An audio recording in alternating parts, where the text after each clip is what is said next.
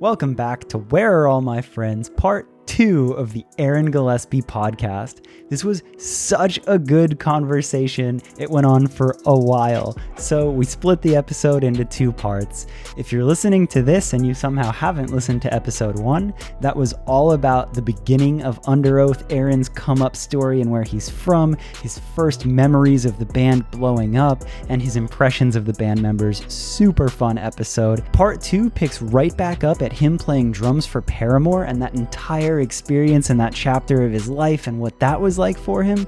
Then we get into Underoath getting back together and them having this whole new inspiration and how that all happened. Then we talk about him as a songwriter and how he differentiates all of his projects as Aaron Gillespie, The Almost, Underoath, and really what he's excited about for the future of music as a songwriter and what his process is like writing music. So overall, an amazing conclusion and part 2 to the Aaron Gillespie podcast. And if you're new to the podcast and you're just now finding it and listening from these Aaron episodes, welcome.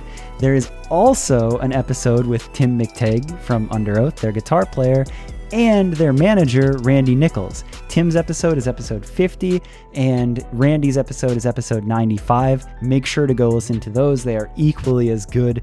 Just as a whole, their whole family, their whole team, their whole camp are just brilliant people. So make sure to check those out. Subscribe to the podcast. Send me messages and suggestions of other guests that you want to hear. But right now, let's get right back into part 2. Thank you for listening.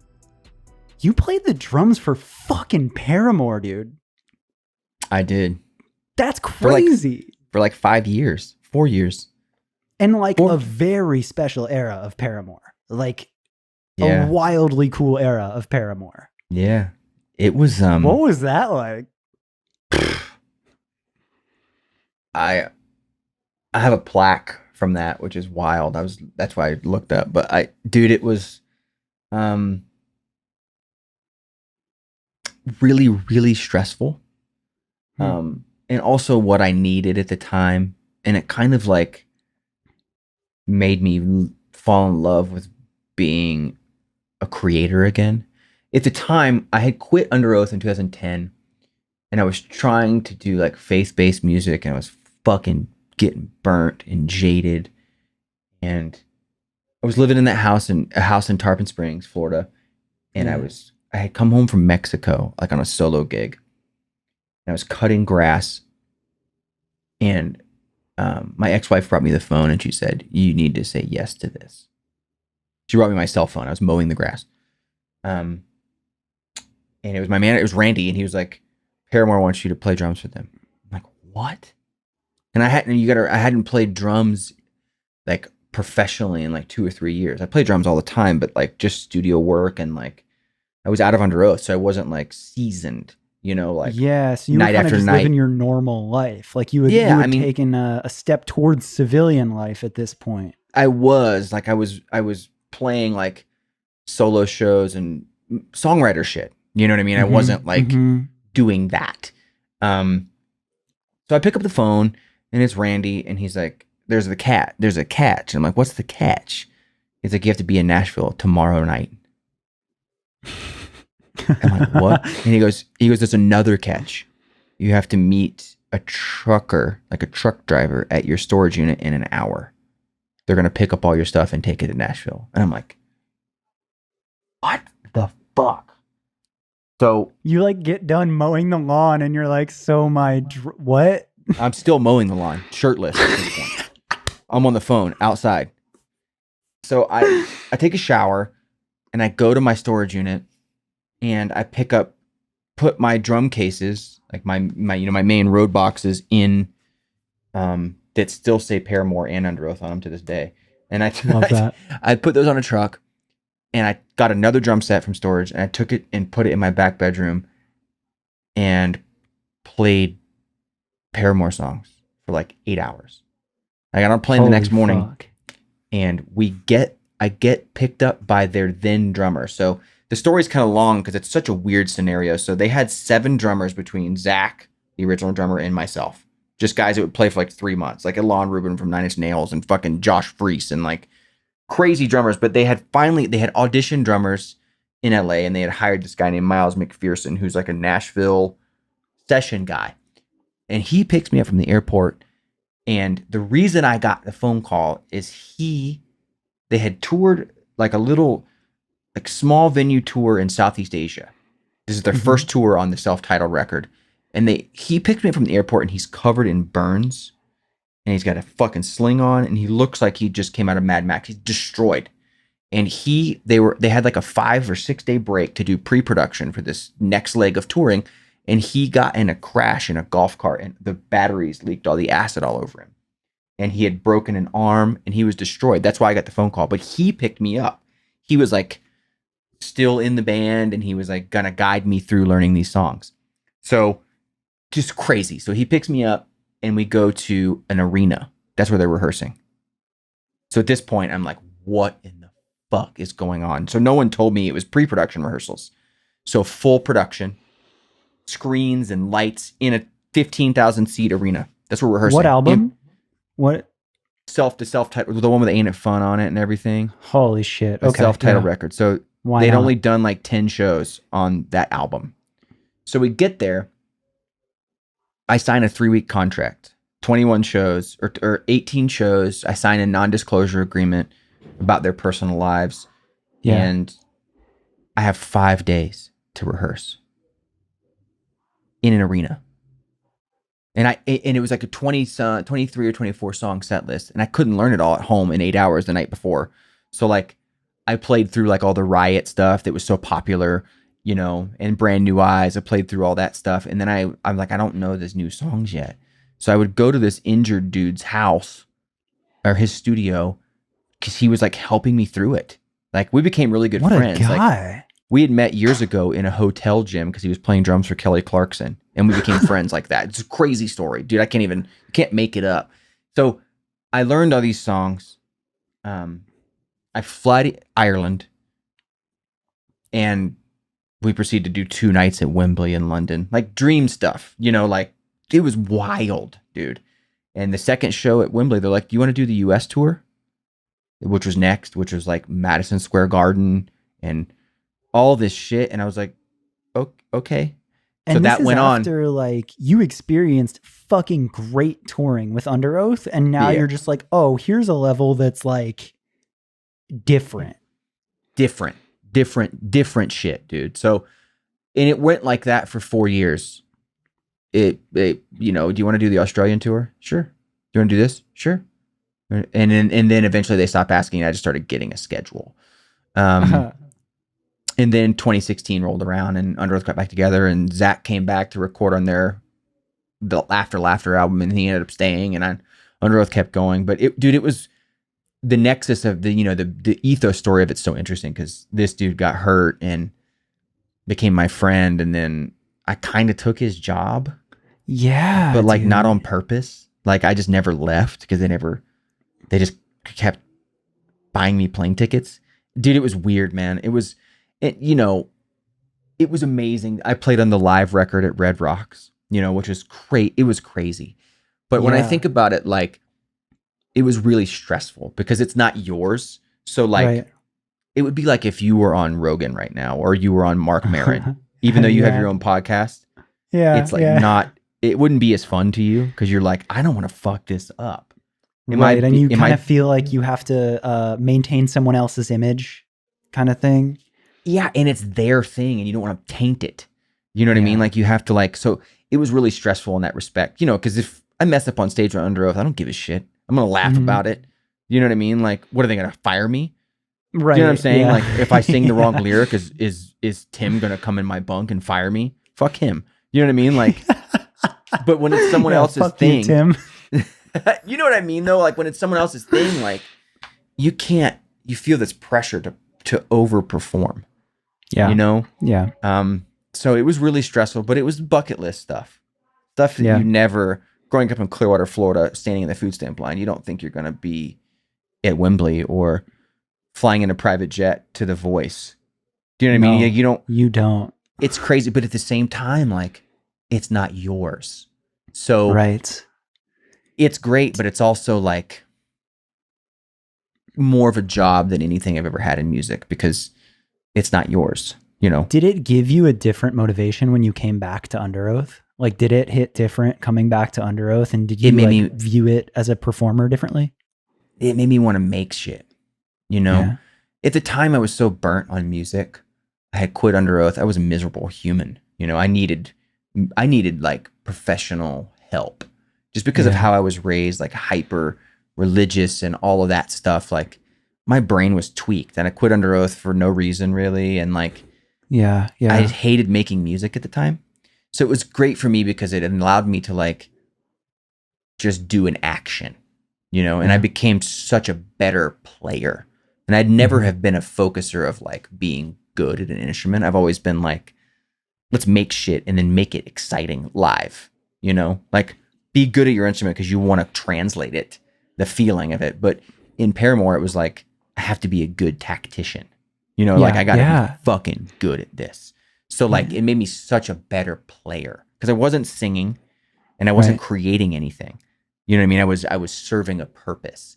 So what it did for me when Underoath got back together was made me want to create and made me want to create stuff that I had never made before. It kind of healed me as a musician because I didn't write a song for those 4 years. Nothing. Right. I literally played their shit for 4 years. You know? Dude. I mean, we were talking about this a little bit before we started the podcast. I was like, dude, ever want to appreciate the freedom to be a creator? Like, go work a fucking job. And not that that's, you can't pretend that playing drums for Paramore all around the world is working some fucking job. But it's interesting that even just not writing yourself and just showing up and playing drums with a slightly different reason. There was nothing creative about it. Yeah. You know what I mean? Yeah. Like other than you're making music, you're recreating music live every night, but I was doing someone else's shit. You know, I was a tactician, like I said. So for me, like I've always just been a writer. That's what I really like about music. Like if I'm honest now, especially now at 38, like I don't love touring now. You know what I mean? Like I love that hour on stage with the boys. You know, I love going and doing like a small solo acoustic run in like a 300 cap bar. But I don't love anything else about it. Sure. You know what I mean? I don't need to go to another bar at 1 a.m. after a show. Like I'm 40, dude. Like I don't care. You're good. You know what I mean? You've done that. Yeah. Yeah. Like if I'm honest, the whole time I've been fortunate enough to be in the music industry, what I really love is making the shit. So not doing it for 4 years will give you a slew of ideas. You know what I mean? And it will also like make you appreciate that process more. So here's a question, and this is a funny one because I'm really not a musician, but to my understanding, you friggin' rip on the drums. Like when you talk about your name, I feel like you do have a respect of people will be like, he is a good drummer. He hits super hard. He plays live well. Like I do understand that people regard you as like a pretty good drummer.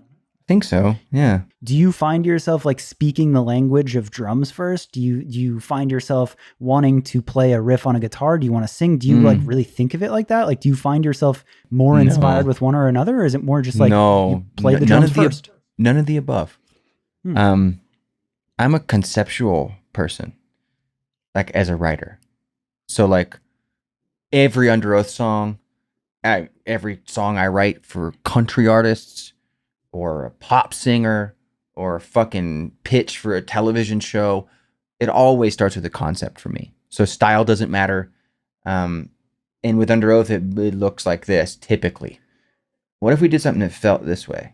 You know, what if we made something that felt dark? That's a really broad generalization, but and it's always smaller than that. It's more micro than that. But like, just for the sake of conversation, like, what if we made something that was dark but fast? That's how it always starts. You know, and if it's a song like for someone else, I'm like, what about like you got your heart broken and you don't know why, but the catch is it's coming from someone else. The narrator isn't you. It's about like your friend. So like that's how I start everything. I'm not interesting. I'm not like I got this drum beat. You want to hear it? Or I got this riff that hardly ever happens in my life. You know, drums I'm the best at, and when it comes to instruments, I'm the best at as a drummer. But most Underoath songs start like with a thought like that, and then usually Tim and I, and Spencer and Chris, like will just literally start like playing something and to make it feel like X or Y. But no, man, I'm not like I don't know that I don't play drums by myself, basically. Right. Like, I have friends that are like such great players that they play 8 hours a day. That makes me want to throw up. Like, I can't. Wow. I have to have a purpose. Do you know what I mean? No, I absolutely do. But it's Like, just wild because, to my understanding, and I can't speak on it, but I do understand that you're a pretty technically good drummer when you need to and want to be. But that's just not your thing. Like, you're not just going to go session drum just cause. No, there has to be a reason. Like, I have to be making something. Like, I don't play drums to like, I have friends that are like so talented that like post videos of themselves playing drums. And I don't do that shit. Like, Yeah. I have to have a reason. You know what I mean? What about like going back to like Chasing Safety and like writing those like iconic albums? I guess all of Underoath, but like, was that crazy? Like, were you writing as a vocalist and a drummer at the same time? Or was that just like everyone together in a room and you're like, I don't know, that's just wild. Like, you're singing and drumming and... Chasing Safety is strange because like I told you the kind of the Nexus story about meeting the guys, like we just jam wrote, you're right. But like after we asked Dallas, the original frontman, to leave, we wrote Reinventing Your Exit with just me. I've never talked about this, but there was like a small moment where they wanted me to be the frontman. And I was like, no way. Absolutely not. Whoa. Like, no way, not a chance. So we did write some of Chasing Safety. I can only remember Reinventing Your Exit without, it was just like me singing behind the drums. But I think that's the only song that I can really remember. I'm trying to think. And then, yeah, as soon as Spencer came to like learn those songs for those shows, he was filling in for, we just went. Yeah, but yeah, I'm not like I guess I am technically good. Thank you for saying so, but I don't like, I'm not like a drum nerd, you know? Right. I'm kind of interesting. I'm a song nerd. Like, yeah, I like every genre of music. Like, the creation of a song to me is the coolest shit. That ties into the next piece that I wanted to ask you about. Like, as you now have done so much in your career as an artist, I barely started to ask you about this before we started recording, and I was like, no, let's get there. But you have the Almost, and then you have Aaron Gillespie, and I was like, because from the outside, you put this last song you put out like last week, pretty like country vibes, like very different vibe. And I'm like, my snap answer was like, oh, I get it. Like, for his typical solo stuff, he'll do the Almost. And then when he wants to be in this slightly different genre, he'll use his name. And I don't think that's actually how you view it now. And I think that your view on not limiting genres or creativity is really fucking cool. So I want to hear you explain that a little bit more. Yeah, I think I view myself more now as a writer than anything, right? Like, I'm not interested in like, I got to make it, like I want to write, I want to put out an Almost record that's going to be number one. Like, I have zero interest in doing that. It would be fine, obviously, but like, I have no interest in doing that. I think Underoath we spent an hour talking about it. It's so special to me and I'm so thankful. But as an artist for myself, like in 06, 07, I was so wrapped up in being a frontman in a band, the Almost, at the time we had made Define the Great Line, and I had all these ideas that were like, I wanted to write like Roll Your Window Down, like rock songs that kind of had the Southern bend to them. So that's where the first Almost record came from. And it was important to me to be the frontman and important for me to make it popular. I don't feel that way now at all. I want to release music as a writer, and sometimes it's going to be Southern country, Bruce Springsteen, whatever the hell I released last week. And I have no interest in it selling, and I have no interest in it climbing a chart. I just want to make it. And then maybe if I make something for the Almost, maybe I will, maybe I won't. But like, I just want to make stuff. And I write a lot of music all the time, and I can never figure out where it lives. So I think for my name, it's like, I don't have a rule on my name. And I feel like the Almost is tainted with a little bit of like, it should be like a rock band. You know what I mean? But I feel like my own stuff can be whatever I think it should be. you know? Well, And that it can be fucking anything. cool. Because now, and I think I even talked to Tim a little bit about this, and I love that you guys as Underoath and even your manager, Randy, like, you guys really embrace the current and you're not like old heads shaking a stick. Like Tim is so here for these solo artists that can produce on their own. And Randy's always looking to the future, and hearing you explain it like that, like that's literally the mindset of these young up and coming solo artists that I'm talking to on the podcast, where they didn't have a band. They just figured out how to make a beat or produce on their own and put out music, because all they fucking want to do is create and put music out. So if they can't get a band to do it with them, they're just going to figure it out. And I'm hearing those parallels in what you're saying now, where you're just like, I just want to create. I don't care. And I love that you're not making it precious. And I love that you're not letting songs go die in a graveyard. You're just like, I'm going to put stuff out. That's what it's called. When a song dies, Song it goes Mountain. goes to Song Mountain. Dude, you know what's funny? And as you're talking about this, I'm thinking about this, and you're talking about young solo artists. So I have a publishing deal, and I spent most of my life is spent as a writer for other people. So Zoom 5 days a week. And then like we talked about before we started, like I travel to Nashville quite a bit now. 5 days a week writing sessions, artists, young artists, country artists, and whatever, every genre. But I've noticed this is the last year, and music is fucking strange because it changes like the tide, like what's popular. So I have this ritual in the mornings. I wake up really early. I have 2 kids, and I go running or ride a bike or whatever. And I get a brief in my Google Calendar for my session that day. And it'll be like, sometimes it's a Dropbox, sometimes it's a Spotify link to like the artist, and I started seeing this about a year ago, maybe a little less, but I would click on a link and it would be like a bedroom pop song in Billie Eilish style, or like a mumble rap kid, whatever. Yep. And so you listen to it, and then this kid would come on the screen, this young artist, 21, sometimes 16, young. I was thinking like give a guitar riff. I'm like, what? What are you fucking talking about? A guitar riff? Like I've been really into pop punk lately.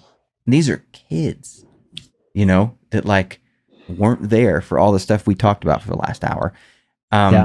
So it's come back around. And what's beautiful about it is everything they have that's on Spotify is bedroom pop, beats, like you just said. And then they want to make guitar music, Like I just worked with this artist on Electra last week, Billie Eilish pop style song. The next song is a full on like 2 guitars, bass, and drums rock song. And they don't care. And I think that's beautiful. Like I lean into that because my own trajectory, my whole artist life has been that. If you listen to Chasing Safety and listen to Find the Great Line, those are not the same thing. You know what I mean? Like we don't make records like that. And I think that that's the key to like being, I hate the word authentic, but authentic as a writer and as an artist, and authentic as a human. It's like, you're not going to wear the same clothes you did 6 years ago because they don't speak to who you are, Yep. And I think that as music is more and more and more everything's so accessible now, like it's not as macro as it used to be. You don't have to wait 2 years to put out the weird different album. You can do it the next month. You can drop a single on Spotify that sounds like Blink-182. I mean, look at Machine Gun Kelly. That dude was a fucking rapper 2 years ago. Great example. Great and example. Now he is singing pop punk music, But something that I think people get twisted, like you're saying all of that, and I'm like, 1, you fucking get it. 2, that's awesome that you support it and that you're down and that you're seeing that, because I've noticed the same thing is like, you again, more so than myself, but a lot of my young friends or my younger artist friends that maybe came from bedroom pop or, self-produced underground hip hop, all have this love and respect for pop punk and rock music or guitar music. And they're almost just like didn't get the chance to be in a band and make it themselves. So when they get to meet people that have worked in it, they're like, dude, let's do that. And you're like, oh, okay. But one of my favorite things that I think is so funny is when people will be like, did you hear Machine Gun Kelly's bringing pop punk back? And it's like, well, no. You rinsed and repeated the same boring shit over and over and over again and ruined a genre. And now these kids that used to make hip hop and bedroom pop are just excited and evolving and feel like Yep. using guitars. It's a lot Yep. different. And Dude. I just like, it's so interesting because the people, like, it's like, it doesn't matter the instrument. It doesn't matter what the song is about or who you are that's doing it. It's this, again, your word that you don't like to use, but it's like, it's authentic in this different way. Are you creating something that you're stoked on? Are you innovating? Are you trying new shit? And people attach to that. People like that. So it's so different. Like you see this new wave of pop punk and it's like, well, because it's punk. It's actually punk. They're breaking rules. Like it's not just this stupid formula. So I love that you're a part of influencing that and you're supporting it and you're showing these kids and these artists some tricks. Dude, what you just said got me before you got to your actual point. You're like, because you rinsed and repeated it and it's true. And how I know it's true is like this new like wave of pop punk, I don't think benefits the pop punk bands of yesterday. I don't think it benefits them at all. And I think because rock music became really formulaic for a second. Like it was, like you just said, rinse and repeat. It was really formulaic. Like it was almost more formulaic than pop music, because then you have Billie Eilish who came along. It's like, I made this in my bedroom with my brother and I'm going to be the next Kurt Cobain. Fuck you. Yeah. You know what I mean? Like, here it is. Like, do you like it? I'm barely singing. You can hear the spit in my mouth. And it became the biggest thing. Do you know what I mean? And that stuff is brilliant. It's so good. But like, it's not going to benefit the guys who are and gals who are sitting looking at it going, oh, we already did this. But you didn't know. Like, you did. You used the guitar, but you didn't know. Like, this is the new thing, because again, here we are. It's just authentic and it's real and it's actually punk. Do you know what I mean? Yes. Like, it's so similar, yet it's so fucking different. And people so aren't weird. getting the most important part, where it's like, for these people making it, it's not rinsed and repeated. And it's their freaking favorite thing that they've come up with. And it's so fresh and exciting. Dude, you know what's weird about it is being in part of making it. I made one of those songs today. And oh, wow. They approach it differently than we did, you know? Really? So, you know, back in the day, it was like, we didn't have a giant, powerful laptop like we're talking on right now. Like, I can make a symphony right on this machine, right? Yeah. We didn't have that. Like, we didn't have anything. Like, I think about it now, and I don't know how we remembered how to make our songs. We would rehearse in a storage unit in Brandon off Falkenberg, and then go make the records. Like, rehearse and write those songs for months, and then somehow remember them and go record them, which is so insane, like, to think about. But now everyone has a studio right here. So like, they've made music like that since they started making music, like the bedroom pop kids, the rapper kids that are making pop punk now. So what they do is they take a guitar riff, and they've never had the accessibility of a giant studio to record a real drum set. So they don't record real drums most of the time. I mean, Travis Barker is, obviously, but like, you know, like, they're programming shit like they would to make their bedroom pop or their rap music, but then they're putting guitar with it. That's why it's fresh and different, because it's made with the same approach that they made bedroom pop and rap with. It's invented the same way. And I know that because I send stems of guitars off to these kids every day. And then they send back trap drums with distorted guitar and a sang pop punk vocal, and then some weird ass synth they probably would have used in their rap song. And that's why it's different. That's why it's different, because they're not approaching it like we were. Their instrument, a lot of times, and not all of them, you know, some of them are jamming, but we jammed, you know. They don't jam. They make their shit. You know what I mean? So that's what I think a lot of the old codgers, if you will, are missing, is like, part of the art is how it's put together. And they're putting it together the same authentic way. Fuck, there it is again. The same authentic way they put together like their bedroom pop and their rap music. They're putting it together the same way. It's just different sounds, right? Yeah. So yeah. It's and crazy. dude, you want another piece of that that'll fuck you up is I had 44 Phantom on the podcast pretty Yeah. recently. Sick. And we had this conversation where he has never played a live show and he feels this deep obligation to put on like the craziest live show, and he's so adamant about having a real full band. But Wow. that's a whole challenge. Like, I don't have an answer to this, but it's just something that I'm excited to observe. Is like, I mean, one thing we all know is that Underoath puts on a fucking live show. And now we have this next generation and they're making the songs and they're great to listen to. But as we come out of the pandemic, we're going to see this whole new generation figuring out how to tour and how to perform live and put on a real show.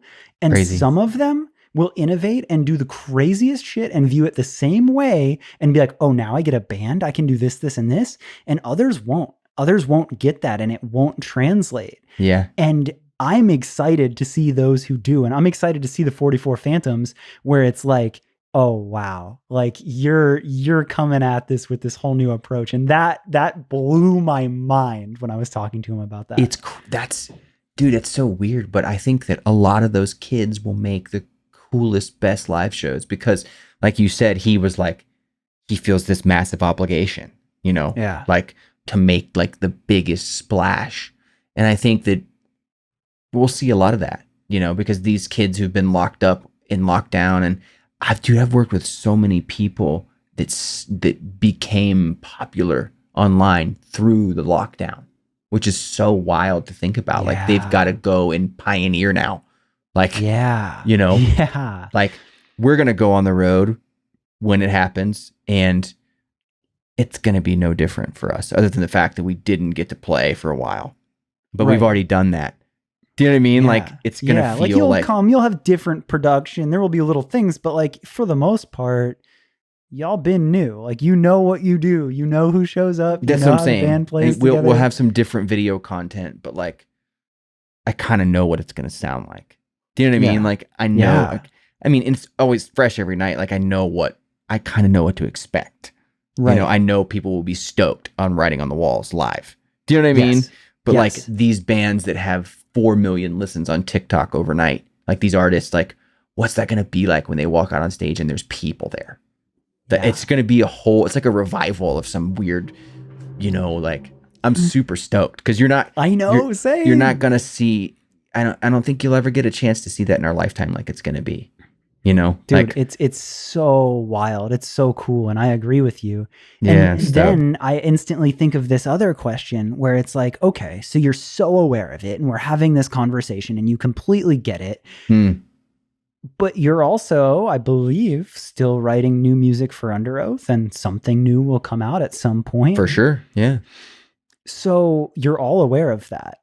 Mhm. Here's where it gets tricky is you're inspired. You're seeing this. How do you write music for Underoath now where you don't want to abandon your old fans? You want to stay authentic because you clearly understand the concept of rinse and repeating, and you don't want to do that. Underoath has never really been that. Underoath has always tried to do new things. But like, what an interesting spot to be an established band where maybe there are more expectations, yet you're this group of artists that's like, fuck that, we're going to do what we want to do. So we have changed the way we create too. And that really started with Erase Me, but Yeah. we don't, we will a little bit, but like we don't jam band much anymore. Like we kind of all start in the box, we call it too, computer as well. And in Underoath there's a ton, it's predominantly real instruments other than Chris's stuff. So it's not the same as like the bedroom pop kids adding guitars. Like it's a band, Yeah. but like we start with Chris's shit a lot. Like he'll be like, he scores movies and stuff now. So he'll be like, I have this vignette, like, and we'll listen to it and it'll inspire like a feeling, and then we'll add and add and add. So that's kind of the way we create now. Which is different, but it feels normal because there was so much time between Underoath albums. I quit in 2010, the band did a record without me, and then there was nothing until 2018. So like we'd all changed as people and the way we created it. And we had all had been making music during that time. And most of us, like the rest of the world, had shifted to making music like this. You know what I mean? Starting here. So I think that's why you got Erase Me, which was vastly different than the album before. And then whatever comes next, I am 99.999% sure will be vastly different than Erase Me. You know what I mean? Right. Whatever that is and whenever that is, like we've changed our approach too, like the rest of the world has. You know what I mean? Yeah. And I think that's how you get away from rinse and repeat is you change. You know, right. You change, but you don't just change the style. That doesn't work. Like you change the way you create. You know what I mean? Yeah. Like, well, that's the thing is so many bands can be like, oh, we did a different album, but more so than ever after understanding you specifically and Tim specifically, and even Randy as your manager, the way that he views like the strategy and releasing an album and conceptually putting it together. I don't know how many other bands how do I say this? I'm more excited to hear what you guys do over so many other bands, because even though you're a legacy band that had, come up in early 2000s, you're still so relevant as creators. And I'm just so excited to see what that brings. Oh, that's nice, man. I think, dude, I just want to make something every day. Like I want to wake up and make something every day. And I think that like you can't put a cap on how you do it and what software you use and like if it's this genre or that genre, and if you use like that guitar amp or this guitar amp, like who cares if there's no guitars, right? Who cares if there's no drums? Like, is it cool? Like, and I think that's just something that we've always been able to fight through, and it's been sometimes weird and difficult, like socially, to be like, I want to do that, fuck you, and I want to do this, fuck you, and then it's like, but is it good? That's always the thing. Is it good? Right. And even like with Randy, like he has so many ideas, and sometimes I'm like, dude, that won't work, and he's like, let's just try, and 90% of the time it does. I've told a few people this, but we did those live streams last summer, and they were really successful, super successful, which I'm so grateful for. And our fans were so gracious, and dude, it was awesome. Like, and it felt so good. And like the whole thing, but I'll never forget, I had a 3-week-old, my daughter was 3 weeks old at the time. And I flew to Florida in the height of the pandemic. And I walk in this warehouse that we rehearse in, and we rent like a lot of our production stuff from. And I walk in this warehouse, and it's this huge setup, like the observatory setup was like this big circle of trusses. And I don't know if you saw any of it, but it was like a thing. Yeah. And I walk in there and I'm like, I'm going to lose my house. Like that was my first thought. Like I literally was like, Randy fucked up. Like I was like, this is so much stuff. Randy just took the food off of my 3-year-old's table. Yeah, and then 3-week-old. Tim is like directing camera shots, and we're gonna do it live for real. We did. It was not pre-taped, and I'm like, we're fucked. Like we are fucked.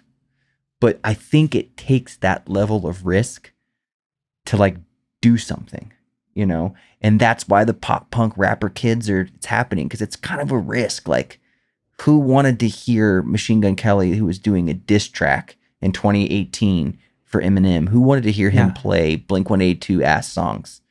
Apparently everyone did. Right. What I mean? No one could have told him that. No one could have said the roadmap points from diss track to Eminem to Blink-182-esque songs. That's and you're gonna win, and you're gonna be on SNL.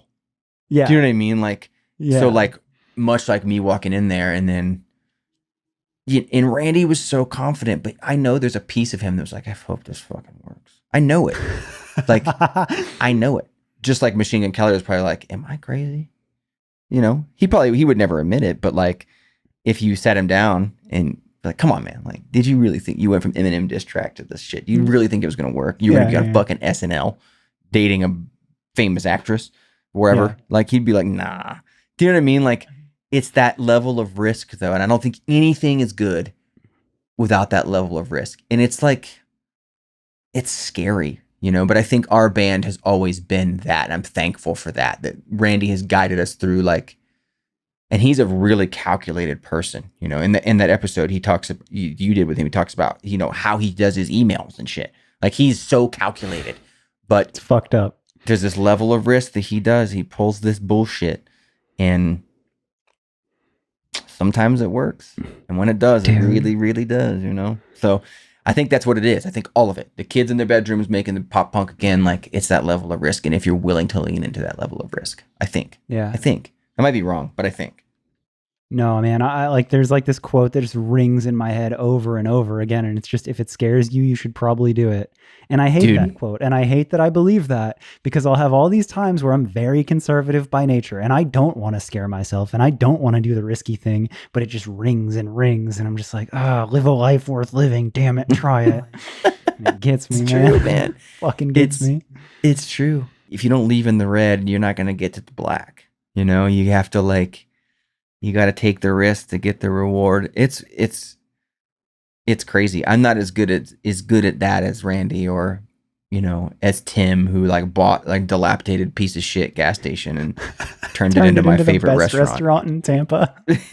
Yeah, I mean, I wish that I had more of that. I mean, I think I got a little bit of it, but I think I kind of absorbed it through osmosis from some of those guys. You know, like, they just don't.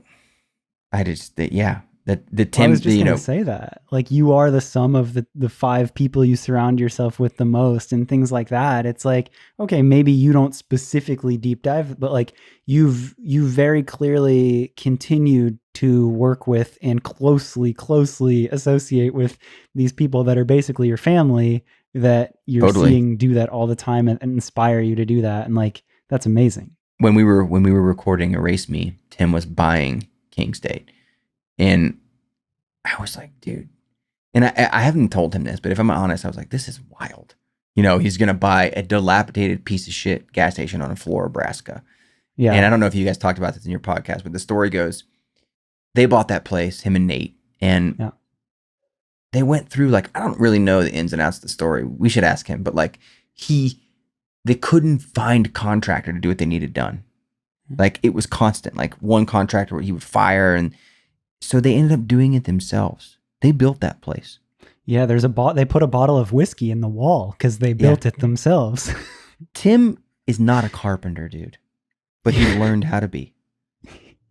Do you know what I mean? It's like, so that kind of risk is so fucked up. And like, it's not like they bet on some up and coming area. Like, yeah, I guess like Seminole Heights was starting to do well, but like Flora, Nebraska, like that area wasn't that. Like, they chose a crazy spot in Tampa to put that. Not Tampa Heights to any other like thing. Like, it's just King State there. I told you this before we started, but I'm more proud of King State than I am of Underoath. I joke all the time. I mean, it's my favorite thing. Like, I'm so, like, I told Tim this drunkenly one night, but I'll say it now, sober as a judge. Like, I'm so proud of that place for them. Just, dude, it's so good. It's so correct.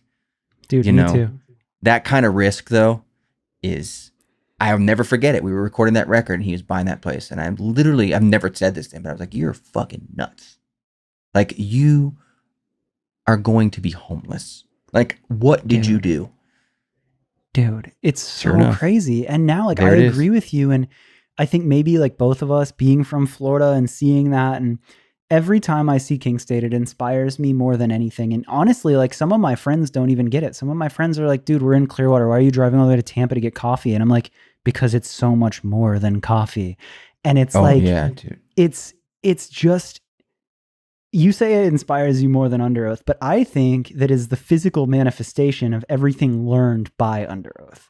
I think that it's the physical manifestation of all of his journey and what a lot of you guys have been through, because it's like this constant pursuit of perfection and doing everything to your best ability, yet this like not taking yourself seriously, kind of like I don't know, fuck you to other things. Like there's so many Yeah. levels to it. And it also represents that hard work and the risk. And there's just a lot of characteristics in a building that I have seen in you guys as a team and as a band.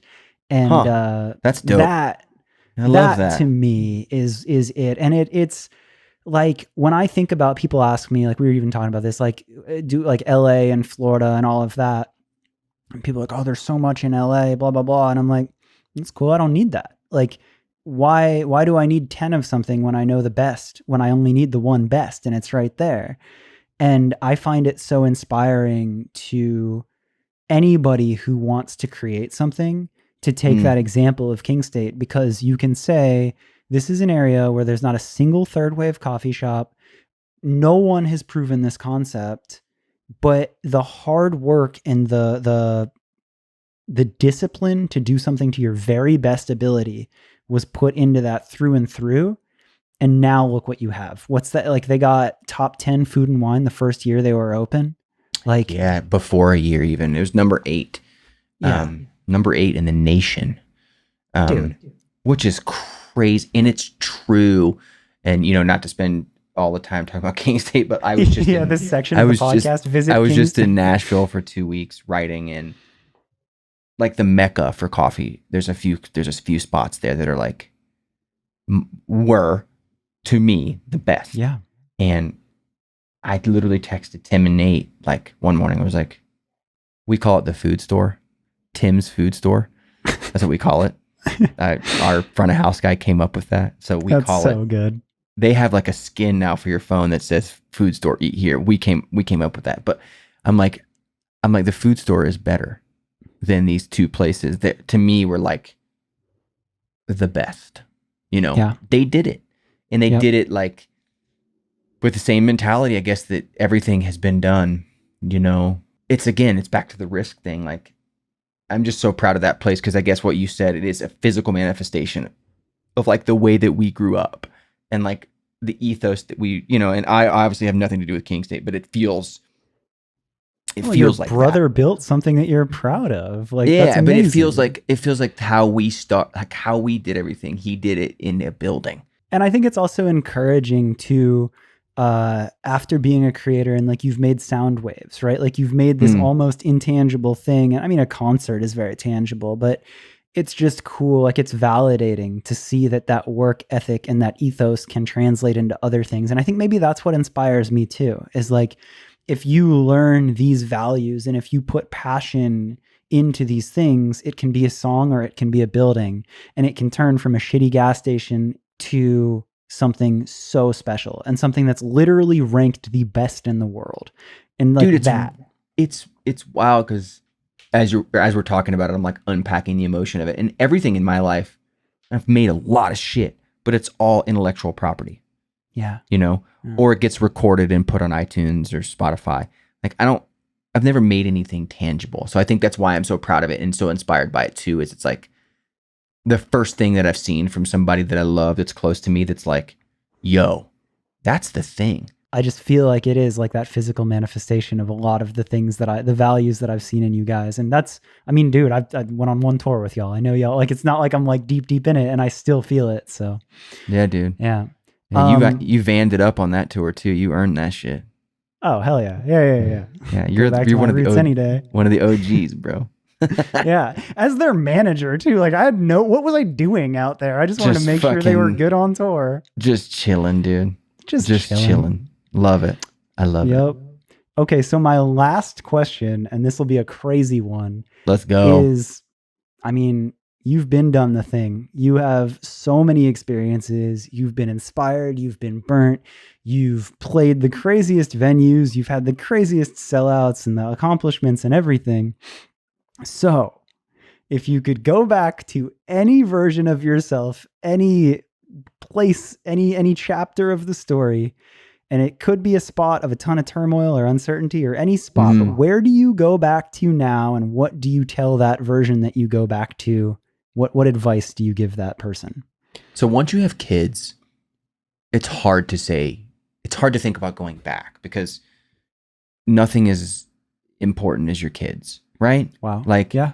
once you have kids, it's like my biggest fear in life doesn't, it used to be like dying or whatever, like my biggest fear in life is something happening to my children, right? Wow. It's like a huge fucking thing for me. Like, and I think any dad would say that. But if I remove the kids and I could go back, I would go back to 2006, the summer of 2006. Define the Great Line came out and we were on Warped Tour in '06, and it was serious then. It was, that record came out and sold almost 100,000 copies first week. And we were number 2 on Billboard that week. Like, we would have been number 1, but Who Nelly beat you? Furtado put a record out that week. And it was unheard of for us to be there, like it was wrong. But socially, we were so fucked up, like so fucked up. It was the worst, darkest time for us 6 as friends. And we left Warped Tour, and it was this tumultuous thing. And we literally could have skirted all of that by just talking to one another. By going, hey, are you okay? Like, what are you doing? Like, let's figure it out. And I think for me, not to end on the somber mood, but like, if I could go back and like, and be more of a caring person and more of like a supporter, as opposed to like someone standing on the outskirts of the situation being judgmental, which I think we all did. I don't think there's a single perpetrator, like a solitary perpetrator in what happened. And a lot of the story is not mine to tell. But I will say this, that all of the issues that happened to us at that time could have been alleviated by just literally something as simple as what you and I have done for the last hour and a half. Do you know what I mean? Yeah. Like sitting down and having like a real conversation. But we were all pretty bad conversationalists at that point, which I think isn't abnormal when you're 23 and you grew up with nothing and you're handed everything essentially overnight, but that era of the band could have been the best era of our career. And it wasn't. It was the biggest era of our career, but it was emotionally and socially awful. Like, we did not like one another and we couldn't figure out how to communicate. So I would tell myself, like, just sit down and talk, figure it out. If it takes 2 days, cancel 3 shows. Don't cancel a full summer and blow your life up because you can't figure out how to communicate with your friends. You know what I mean? Right. Yeah. But I also don't think that at that age you're capable of, like, you can't talk to yourself that way. Sure. Now you can talk to yourself differently. At 38, you can be like, why are you worried about X, Y, and Z? Like, just figure it out. I don't think people were talking about this as much, and I don't think that people could have conversations as much. So literally the fact that we can have podcasts and the fact that people are more aware of like mental health and looking out for one another, like the fact that this podcast can live on and that any listener that finds it, who's maybe on their come up, can hear your advice to yourself and your past perspective, might catch it now and might be like, damn, because of this conversation that I heard, I'm not going to fuck that up. And I don't want to be like so self-righteous to be like, my podcast is going to save a band. No, like, just you're not podcast doing as a that. whole and conversations as a whole. I think there's more of that. And I think that the technology that lets us connect in the more hopeful side of internet and technology could hopefully enlighten people to maybe not get stuck like that. Yeah, dude. I mean, I think that most people blow a shot or a chance or like an opportunity or whatever. Most people that do blow it, and I've blown it a lot. We blew it that summer, but I think you blow it when you become short-sighted in the situation, right? When you like can't see the sky for the trees and you don't know how to dig out. You know what I mean? And I think you get that way simply, like I said, by not communicating. But now, like you said, with all of, I think our children, and I think people as the world gets older and people grow up, and as all this technology has been available for a while, I hope that people don't blow it as much because of being able to not have conversations because it'll be so normal to them. I see it. I have a 9-year-old son, and I see it in him. Like he's so good at talking to people and like understanding his emotion and like understanding a scenario where, God, when I was 23, I don't know that I was as emotionally developed and aware as my 9-year-old. Literally, I don't. Yeah. And you can blame it on the times, and I think that has a lot to do with it, and the fact that you can carry around in your pocket anything you need to know now.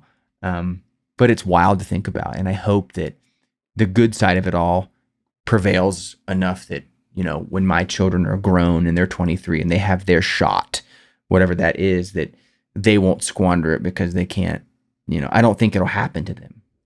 I didn't have a cell phone until I was 21. And it was I had a Motorola Razr in 06. So let's go. It was different. Flex. That's a flex right there. Dude, honestly. hard flex. It was different, dude. But yeah, man, to put a cap on that question, I would go back to that time and be like, yo, dude, just talk to your friends, man. Shit. I wasn't good at conversation until I was 30. It sucks, dude. You know what I mean? Like, that sucks, dude. Yeah. Like if during the Find the Great Line era there was podcasts and we sat down for 2 hours, I wouldn't have been able to do it. Like I couldn't do it. Do you know what I mean? Like I couldn't do this and like make it even like understandable at all. So yeah, dude. Paste. Yeah. Yeah. Wild. I love that though. That's really cool. That's a really cool perspective. I'm always so curious of what people have to say on that because I've heard some very different answers, and I always feel like selfishly I grow a lot by hearing what other people have experienced and hopefully try to apply that to myself. So that's a good one. We can only learn, dude. What's that? Before we go, what's that steering wheel for back there, dude? Oh man, that's the first time I ever went to Japan on tour. I'm a big car person, and there's a place called Up Garage, and they sell like used tuner parts. And I went there and I was all excited. I had seen it online on like Tumblr, and I was like, I'm going to go there. And I bought a Nardi steering wheel, and I packed it in my suitcase and came home and got stopped at LAX when we came home. And they said, what are you doing with this? Are you some kind of business? And I said, oh my God. I think I was 23. I said, I'm just a 23-year-old kid that likes cars. But I've kept that steering wheel with me ever since. So sick, dude. But damn, thank you so much for doing this. Dude, thank you, man. This one really got me. I for sure like am a fan of the pod, and I for sure enjoyed it, man. Super fun to do, and yeah, dude, keep digging, keep doing them. So there it is, the conclusion to the Aaron Gillespie podcast saga. I really hope y'all liked that one as much as I did. And if you're here at the end of this and you want even more, there actually is a 20-minute bonus episode on the Where Are All My Friends Patreon. It's patreon.com/Where Are All My Friends.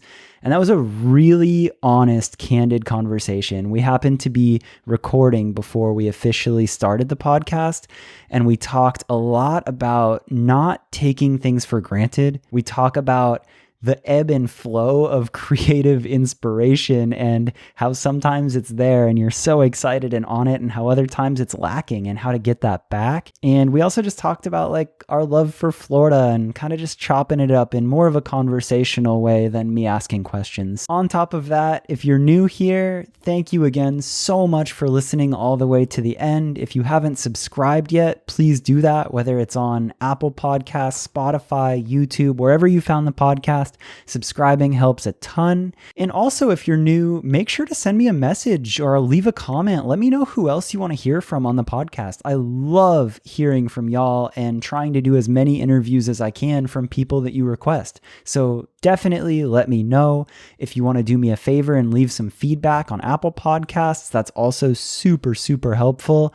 I think that just about says it all. I'll be back next week with another episode. Thank you so much for listening.